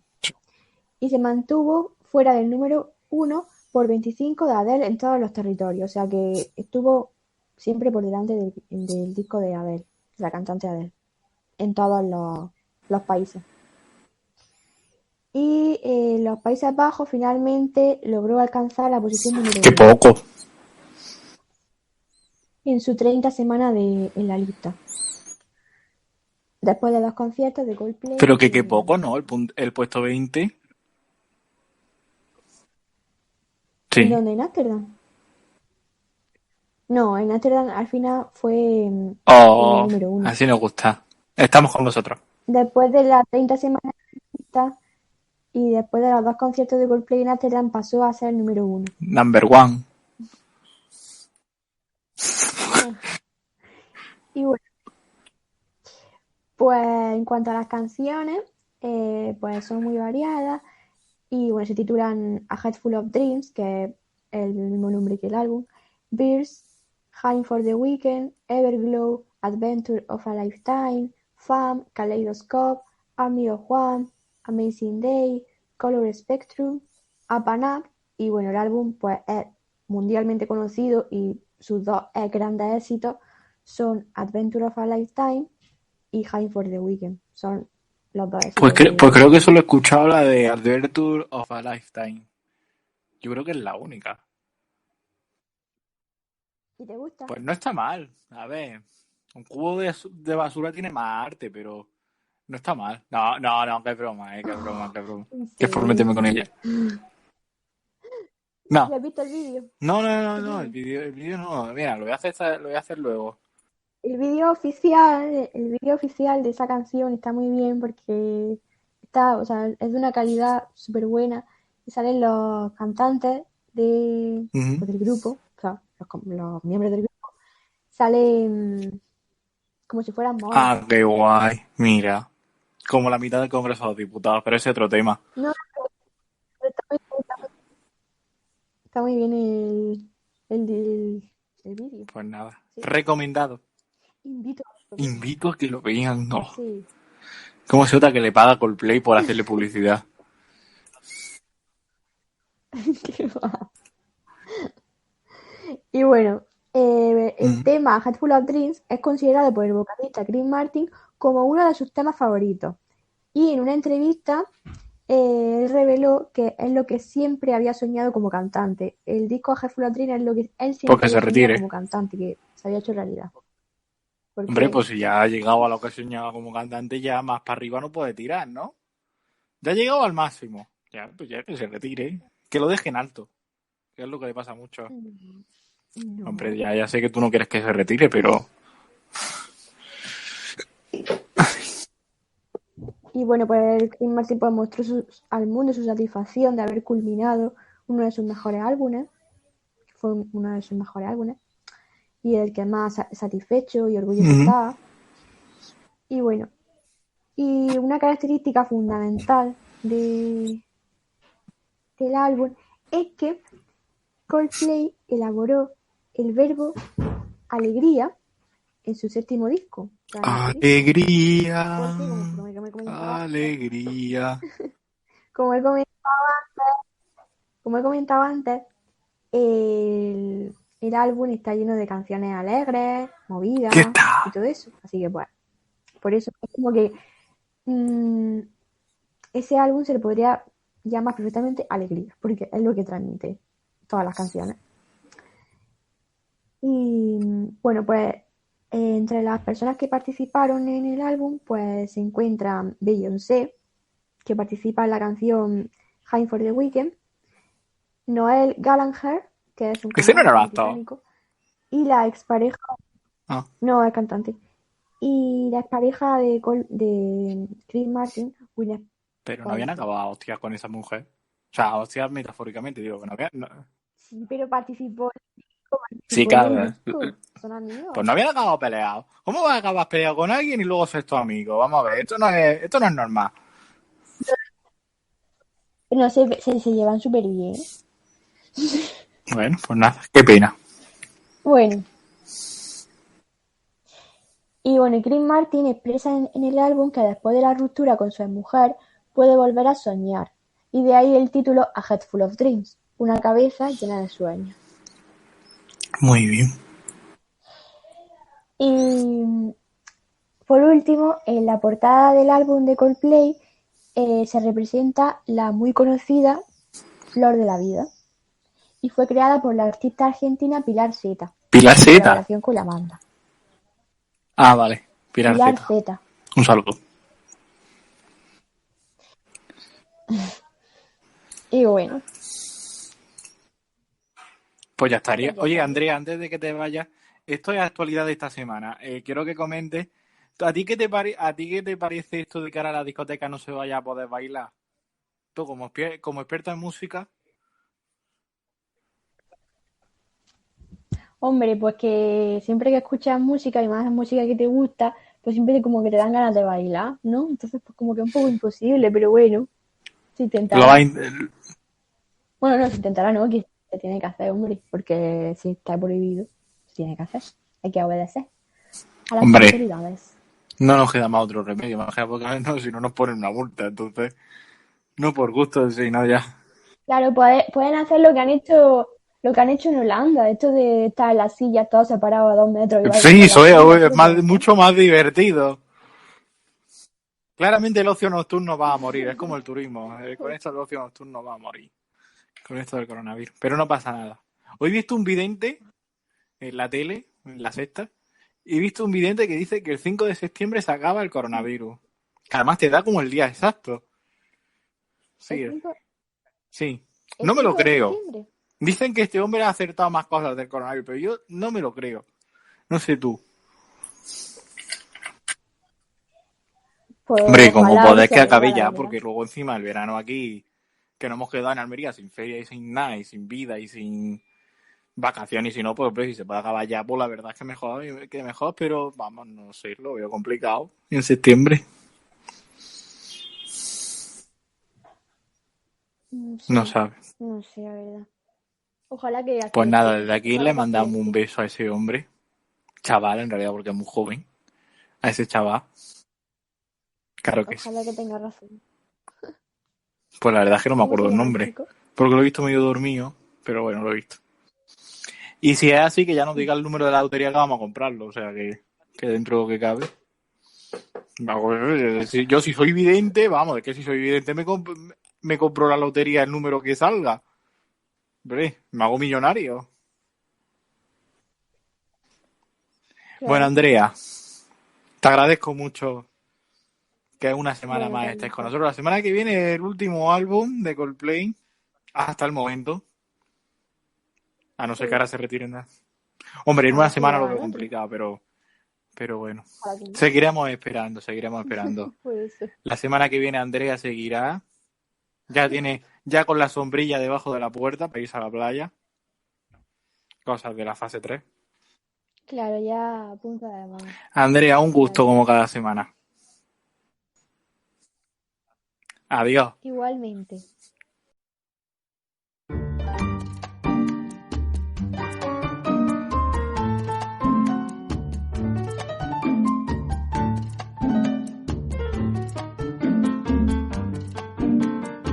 Bueno, pues habíamos dejado la semana pasada este tema de los fetiches aquí en Fresas con Nata.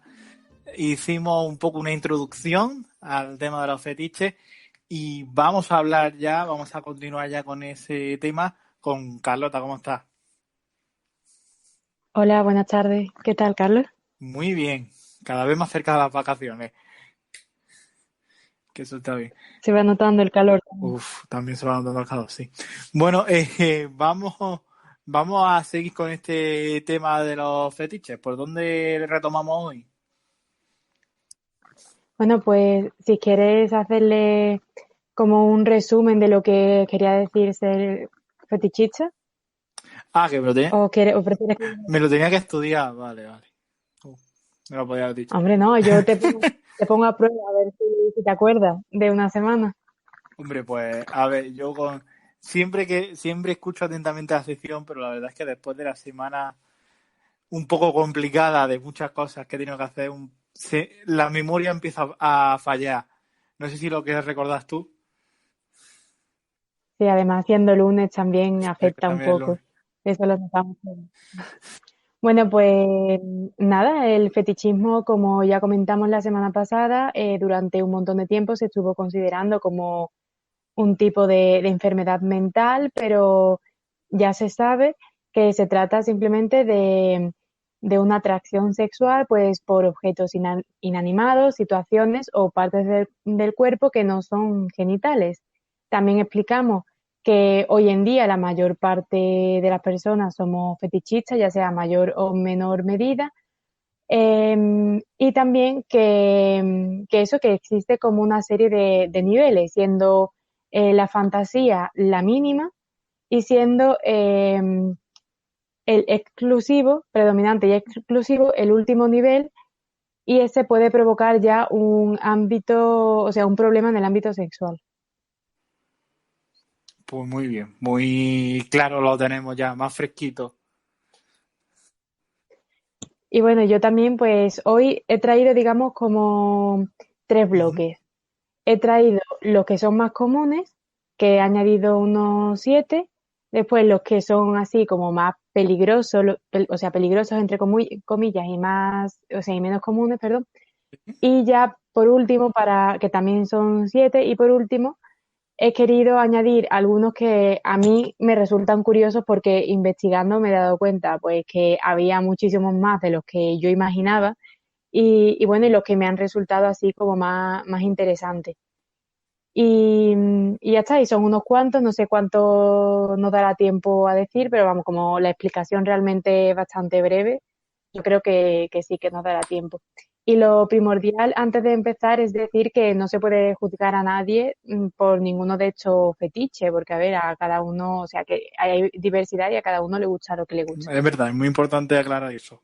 Que luego cada uno intenta reírse de las personas y está muy feo. Pues sí. Entonces, bueno, voy a ir diciéndolos y tú ya pues me vas interrumpiendo, no sé si tienes algún apunte sobre Perfecto. esto, ¿vale? Porque si no me empiezo a hablar y hablar y eso. Bueno, el primero, el más común, son los pies, Ujú. ¿vale? Los pies que consistiría, pues, en olerlo, chuparlo, o que te masajen el cuerpo, que te masajen los genitales, todo eso, todo lo que sea ver los pies, olerlos, sentirlos, tanto que la otra persona lo haga con los tuyos como tú hacerlos con la otra persona. Y es muy, muy, muy común. Pues fíjate, yo no había escuchado nunca esto de gente a la que le gusten los pies. Había escuchado lo contrario, precisamente. Gente a la que le repulsa los pies. Sí, tú me dijiste que Sí. no te agradaban mucho, ¿verdad? No, a mí la verdad es que me da igual. O sea, a ver, me parece un poco extraño con los pies. Pero no tengo ningún problema. Pero sí hay gente que es verdad que le repulsa, que le da asco y todo, ¿eh?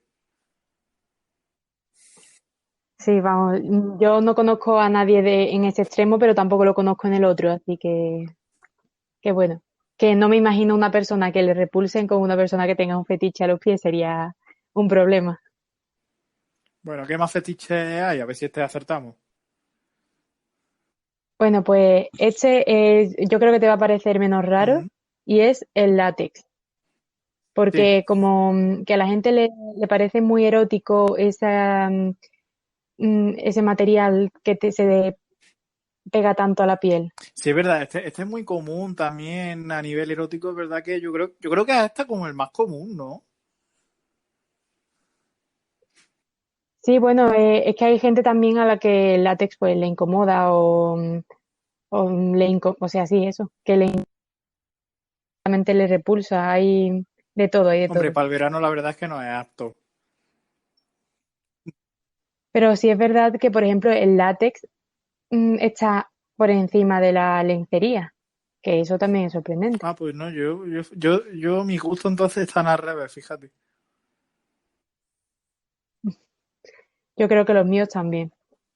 Bueno, el siguiente también son los Ujú. piercing, o sea, los pendientes por cualquier parte del cuerpo. Si es verdad que a lo mejor en algunos sitios clave, por decirlo así, como los pezones o la lengua, pues pueden ser más atrayentes que, no sé, que un septum en la nariz, pero que en general los piercing son algo que excita. También, bueno, ¿tú tienes algún No, piercing, Carlos? y ¿Un además pendiente? estoy en contra de los piercing, o sea, no me gustan nada.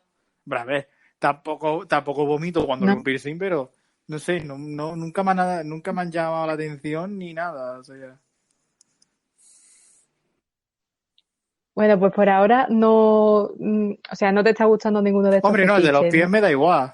El de los pies soy... Sí, indiferente. Indiferente. Bueno, el siguiente más común es que, y sobre todo en los hombres, le gusta que su pareja tenga el pelo y tenga el pelo muy largo y recogido como en una cola o una trenza. Es así como para manejarlo durante el acto sexual. Eso pues les excita un montón. Por alusiones a ser hombre, he de reconocer que me da igual. O sea, también me manifiesto indiferente en contra de sobre este, vamos. Pero vamos, todos mis amigos, yo creo que ninguno de mis amigos le importa que su pareja, si es mujer la pareja, tenga coleta o no. Creo. No sé.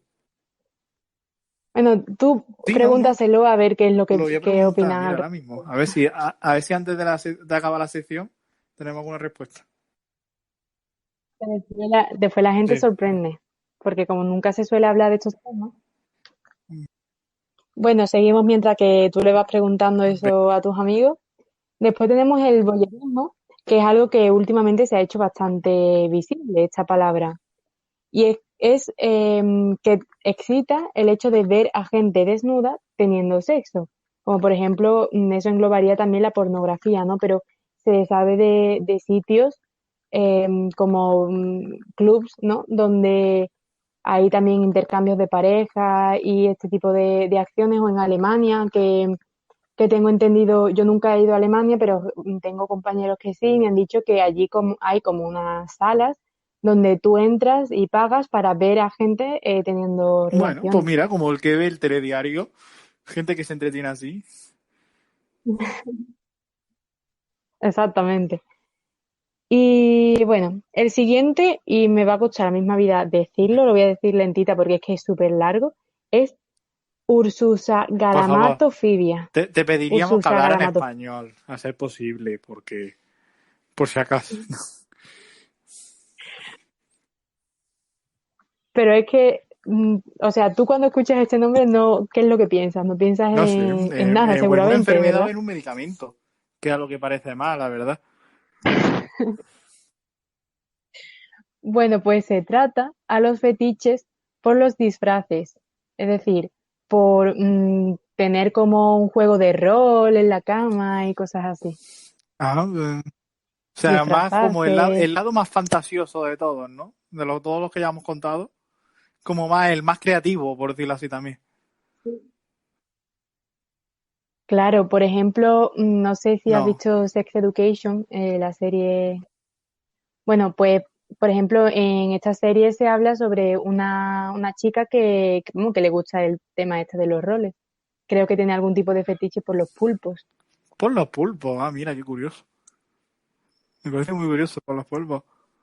Y bueno, sí, sí. La verdad es que la serie está muy bien porque cuentan un montón de cosas sobre el ámbito sexual. Y bueno, y ya por último, dentro de esta sección voy a intentar ir más rápida porque sé que a No, veces vamos. voy muy lenta. Son las cosquillas. Ah, las cosquillas, mira. Las cosquillas, pues yo qué sé, por ejemplo, en los sitios concretos donde más las sientas, pues que te soplen o que te pasen una pluma por encima, algo por el Sí, es estilo. verdad, eso también es muy común. Sí, sí. O sea, a mí me hacen gracia las cosquillas, no sé, pero ya de ahí llevarlo al plano sexual, ¿no? Yo no soporto las cosquillas, las Uy, odio pues muchísimo. a mí me encantan. Así que esto Hasta no, hacerlas incluso. De hecho, más hacerlas que recibirlas. yo lo considero como una tortura, yo lo paso muy mal, así que yo no me incluyo en este fetiche. Pues mira, son fetiches también curiosos. Yo también estuve investigando y hay un fetiche que me contó una amiga que era que le tocaran la barriga. ¿Sí? Sí, sí. Que no lo había Y yo ahora escuchado la yo. pregunta que me... Sí, di. Pero eran como, no, no, que si No, eran como no, no, cosquillitas no, también que le toquen la por el barriga, sí, no estómago. sé. Y Bueno, yo me pregunto, dime, ¿y qué es lo que No, no, que qué es lo que vas a decir, que te he cortado. y yo me pregunto si esto tendría alguna relación con el instinto maternal. Mi amiga de por sí tiene un instinto maternal bastante elevado, pero si esto tendría alguna, o con el instinto paternal, si un hombre, si esto tendría alguna relación, es la pregunta que yo me hago. Si alguien lo sabe, nos puede responder a nuestras redes sociales y contárnoslo. Claro, sí, por favor, que nos lo cuente. Pero que puede ser, porque de hecho no me quería adelantar los acontecimientos, pero como veo el cuánto llevamos de tiempo y no sé si vamos a llegar a los que son más Sí, curiosos para mí, te voy a decir que hay un fetiche, que a un tipo de persona como que encuentran el placer siendo ay, por tratados Dios. como un bebé, ¿vale? Así que bueno, puede que no vaya muy mal encaminado lo que estás diciendo del sentimiento ese. Pues me parece muy curioso. Yo sigo queriendo hablar del fetiche de la vorarefilia. No sé si lo tienes por aquí en carpeta, pero porque Sí, sí. Lo tengo. es que es un fetiche que me parece muy curioso, la verdad. Y ahora iba a pasar a este bloque que es el de los más peligrosos y los menos comunes. Aunque más que un fetiche, se considera una parafilia. O sea, porque las parafilias se supone que lo que les diferencian de los fetiches es que pueden llegar a poner en peligro la vida de las personas que lo practican. También se suelen utilizar mucho las humillaciones y pueden llegar a llevarlo a eso, al extremo. Pero bueno, entre la parafilia y los fetiches hay una línea muy fina que los diferencia, así que a veces es muy, muy complicado saber qué tipo es. Muy curioso. más fetiche, me parece muy interesante. Sí, bueno, pues voy a hablar primero de la Bien. que tú quieres que hable porque sé que estás ansioso y ya cuento la siguiente, aunque la tenía la sexta, pero bueno, la voy a dejar la primera.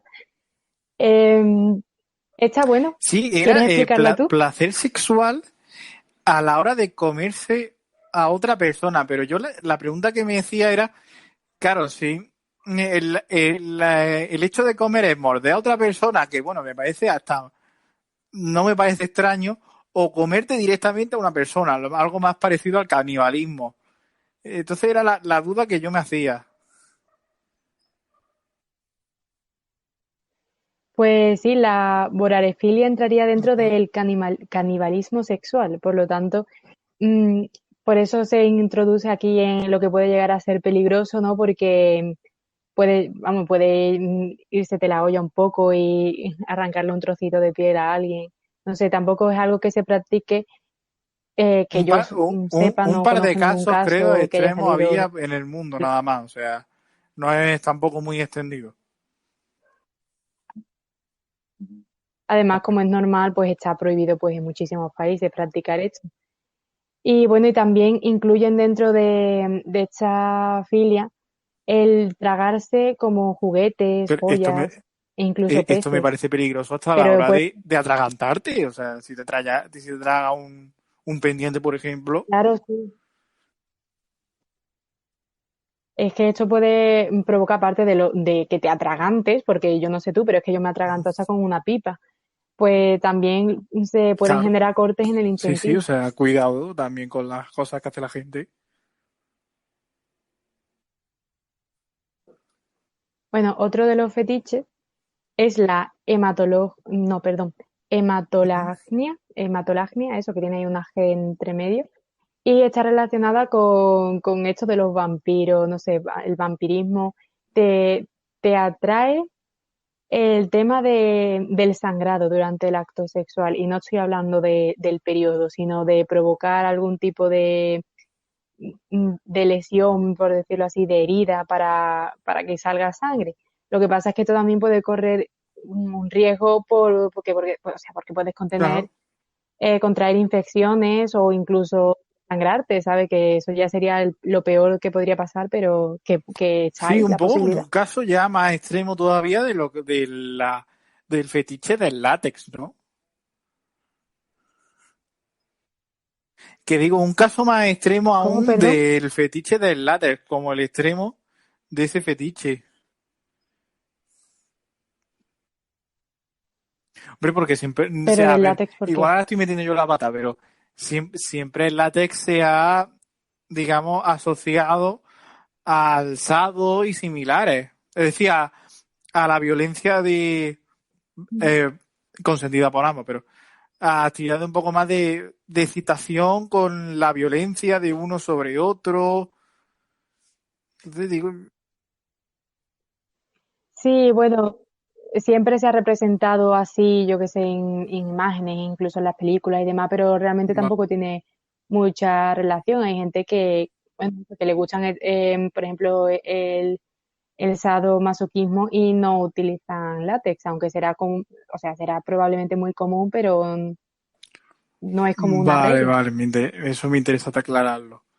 Bueno, ¿qué más fetiche hay? Pues también está la pirofilia.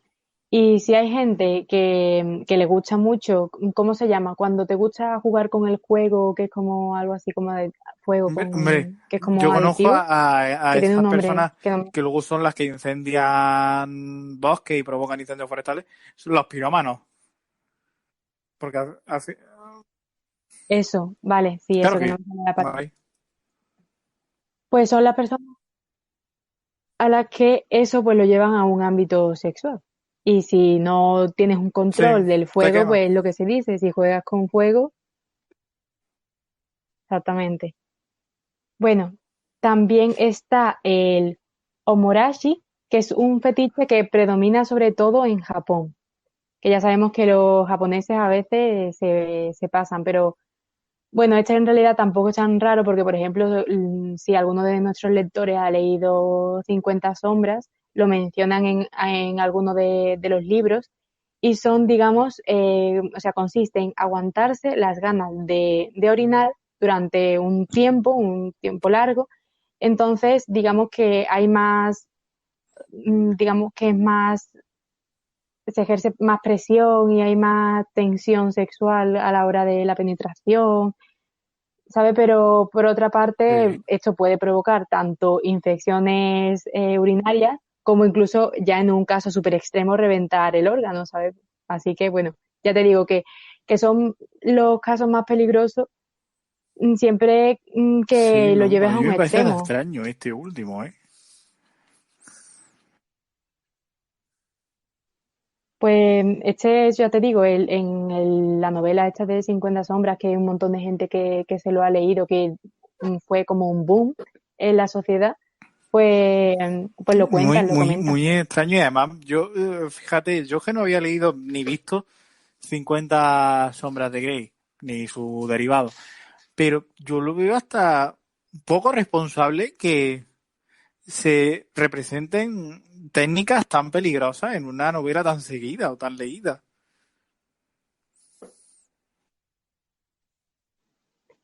Bueno, es que, por ejemplo, el sadomasoquismo que interpretan tanto en la película como en el libro, al fin y al cabo es una práctica sexual más, aunque implique pues golpes, tortura, es una práctica más. Es verdad que si te pasas y no mides tu fuerza, pues puede generar bastantes daños y lesiones, pero si se hace desde la responsabilidad y desde unos límites, no tiene Carlota, por qué vamos a ocurrir acabar muy nada. brevemente con los últimos fetiches.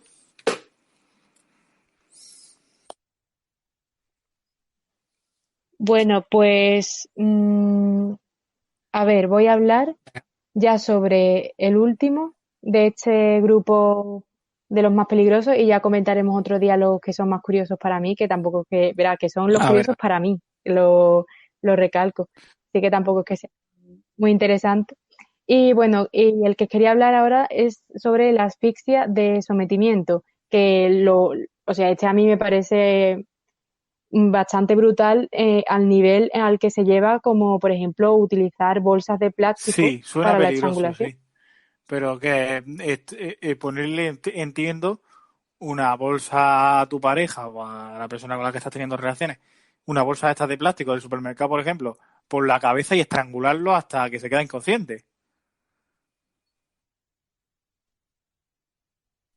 Puede Bastante llegar a peligroso. Yo ese creo que esto punto, debería claro. estar hasta prohibido, ¿eh? Pues, o por ejemplo, no sé, porque es que ya no es simplemente el sentimiento que siente la persona a la que o sea, que está estrangulando, sino también la persona a la que le están estrangulando también siente placer, o sea, y se suele hacer así como más light, entre comillas, utilizando un cojín o las manos, ¿sabes? Pero, claro, ya, por ejemplo, utilizar una bolsa de plástico es que ya, no sé, La verdad es es que sí. bastante Ah, por peligroso. cierto, quiero volver. Te dije que iba a investigar, iba a preguntar el tema del pelo, la coleta en el pelo y todo. Y he recibiendo las primeras respuestas en mi Sí. grupo de amigos. Y hay uno que dice no, y otra respuesta es no tiene por qué. Así que de momento, respuestas afirmativas no hay. Bueno, pues la semana que viene, si Sí, quieres, sí, sí. si te No daré dice alguien nombre, que sí, nos lo evidentemente, para que cuenta. nadie se sienta ofendido, pero de momento va ganando el no. Pues me ha sorprendido, la verdad, suele ser, yo conozco a muchas personas que Pues sí, que les Carlota, la gusta semana eso. que viene puedes contar el tema. Pues todavía no lo Pues entonces tenía que sea planeado. sorpresa, que sea misterioso. Así que muchas gracias, Carlota. Hasta la semana que viene. Bueno, pues nosotros acabamos aquí el programa con este maravilloso tema de los fetiches. Volvemos la semana que viene con más temas muy interesantes aquí en Jaque Mate. Hasta entonces, sigan disfrutando de la radio. Un saludo.